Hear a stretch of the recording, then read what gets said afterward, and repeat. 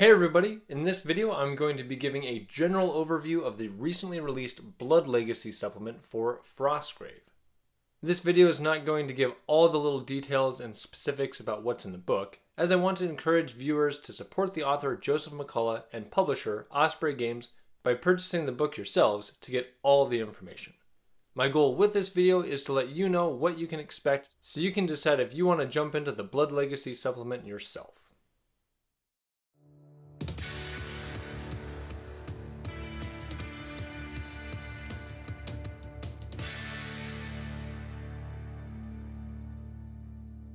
Hey everybody, I'm Alan, with Bricks and Blocks Gaming, tabletop gaming with toy bricks and blocks and helping to build your gameplay experience. The Blood Legacy supplement focuses on vampires and giants and is geared towards experienced Frostgrave players. As such, it includes a number of optional rules to help change the way you play the game. In this video, I'll be discussing the 2 ways to make vampire wizards, the 2 ways to make fire giant wizards, some optional rules for high-level wizards, some new soldier types. I'll look at the 2 mini-campaigns featured in the book, give my initial opinion about the supplement, and at the end I'll mention a resource for some terrain you can purchase. So let's get to the bricks and blocks of the Blood Legacy supplement for Frostgrave. The first bit of rules in the book explain how to create vampire wizards, and explains 2 ways they are used. One way is to make and use them just for some specific scenarios in this book, which I'll go over later, and the other way is to create a vampire wizard and their warband from scratch, or to convert an existing wizard to a vampire wizard. The book does state that any wizard becoming a vampire would usually be an accident, but unless I missed something as I read through the book, that's just some added flavor text, as I didn't find anything about vampire bites that will turn your figures into vampires. Vampire wizards are an optional rule, so if your gaming group is okay with adding them, you can just announce you're creating a new or converting an existing wizard, and then follow the rules about that process. When creating a vampiric wizard from scratch, their wizard school is Vampire, which is a unique wizard school available just to vampires. And in that school there's 8 all-new spells, and they have aligned and neutral schools from which they can choose spells like any other starting wizard. Of note is they can never know thaumaturge spells, and I'll point out that vampire spells cannot be selected by non-vampire wizards. One thing really unique about these undead spellcasters is they're not allowed to hire an apprentice, but instead they can hire 9 total soldiers, and then declare one of these soldiers to be their second in command. And this soldier activates in the same manner as an apprentice during the apprentice phase. And there's a list of other benefits and penalties for how being a vampire affects your wizard and their warband, but the author states that he believes they're well balanced with the classic wizard types. If you have a desire to convert an existing wizard into a vampire, the book contains rules for how to do this as well. However, there's some pretty stiff penalties your spellcaster will have to deal with if you choose to go that route. Another new type of wizard found in this book is the fire giant wizard. However, these types of wizards were primarily designed to be used as enemies you create and control exclusively in a few scenarios found in the supplement. They're quite a bit stronger than regular wizards, so they aren't recommended to be used if everyone else in the gaming group has a classic wizard. However, in my opinion, they might be a good option for a player whose wizard was killed, as creating one of these powerful wizards can help offset the imbalance of a level 0 wizard joining an existing campaign. Like the vampire wizards, fire giant wizards have their own magic school with 8 all-new spells that are mostly limited to just the fire giants. And they also have their own table for determining their aligned and neutral spells. They, however, don't have either an apprentice or a second in command, and they can't use chronomancer spells. They also have a list of other special rules when using them, like increased starting stats. Continuing on the theme of new stuff for wizards, the book has a number of optional rules for those that have reached high levels, including granting extra item slots as levels go up, increasing the maximum health limit, lowering the minimum casting number for spells, giving some alternate ways to spend experience points that may be piling up, and the part I'm most excited about, increasing how many of the warband's 8 soldiers can be specialist soldiers. And with that, the supplement also adds some new soldier types that you can hire.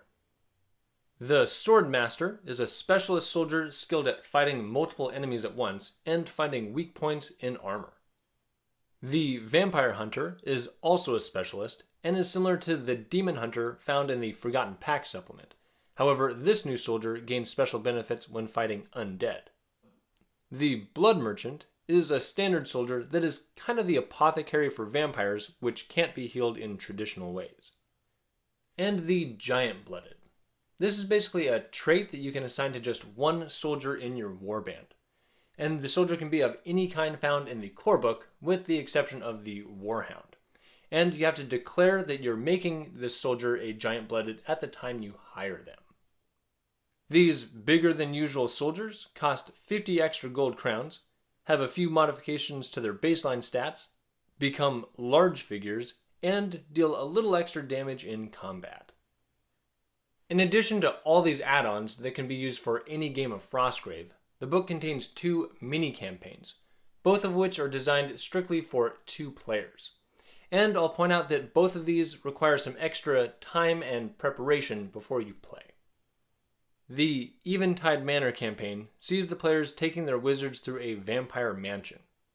Both players need a normal wizard and warband, but will also create temporary vampire wizards, with levels based on their opponent's level, and recruit smaller than normal warbands for these vampires. Players will play the first 2 scenarios twice each, taking turns pitting their wizard against their opponent's vampires in each scenario. This simulates the wizards fighting their way to the main room of the manor, where a great vampire lord resides. And in the 3rd scenario, both players use their regular wizard team to battle for treasure and glory as usual. The vampire warbands used in these first 2 scenarios are smaller and weaker than a normal vampire warband, and this is intentional because their goal isn't to win in these scenarios, but just to weaken the opposing wizard's warband before the final battle. And as such, to further simulate the continual journey through the building, wizards and their warbands are limited in their between-game activities, as they don't have time to leave to heal and regroup, while the vampire warband will be fully healed between scenarios. Also, the vampire player gets to control any uncontrolled creatures that show up on the board, and there are special ambush cards they get to draw and use against their opponent to bring out more creatures or sabotage their efforts. And there are optional rules for using these ambush cards to change up any game of Frostgrave. The second mini-campaign takes place in the ruins of an ancient giant empire in the caves of Fin Dalka.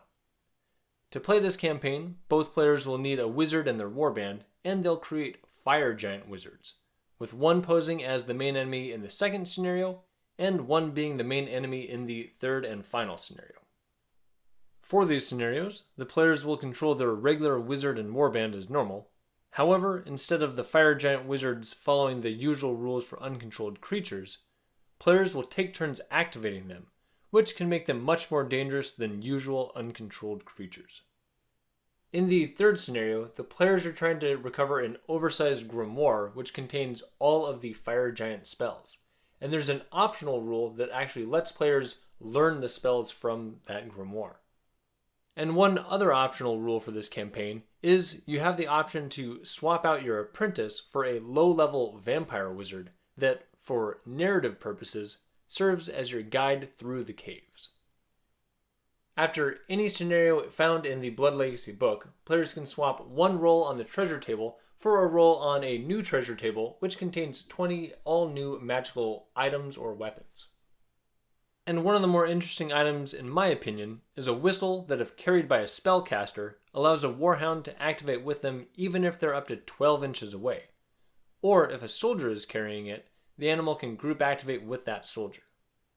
To finish out the book, the back pages contain a bestiary with all the new creatures and unique enemies you'll encounter, and there's a few pages of spell cards and ambush cards that you can copy from the book, or you can check out the Osprey Games website where you can print off those cards straight from their website. And there's a link to these resources in this video's description.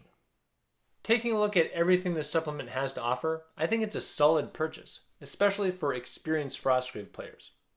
I'm a big fan of new soldier types, because sometimes I fall into a rut of picking the same soldier lineups in all my different warbands, so more options are always welcome, and I think all 4 of the new options will find their way onto gaming tables.